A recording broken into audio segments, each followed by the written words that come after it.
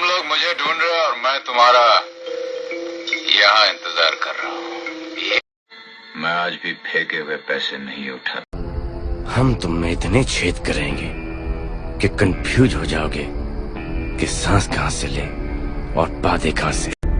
मेरे बारे में इतना मत सोचना, दिल में आता हूं, समझ में नहीं।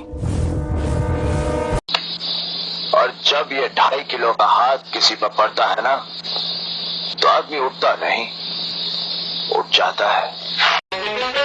ये तेलंगाना बंद, आंध्रा बंद, पूरे कारोबार चकले लगे हुए। ये महीने की तनख्वाह भूल जाओ, और तू भी भूल जा रे।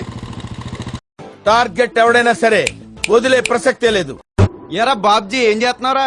మళ్ళీ జన్మ అంటుంటే మనిషిగా కొట్టను, సంటేస్తున్నారు ఇక్కడ. ఒకడు నా ముందు యాక్షన్ చేస్తే ఎంజాయ్ చేస్తా, ఓవర్ యాక్షన్ చేస్తే ఇంజూర్ చేస్తా. ఫ్లూటు జింక ముందు ఊదు, సింహం ముందు కాదు. గుడి దగ్గర చెవులో పువ్వులు పెట్టుకుని చాలా మంది ఉంటారు, వాళ్ళకి చెప్పుగా.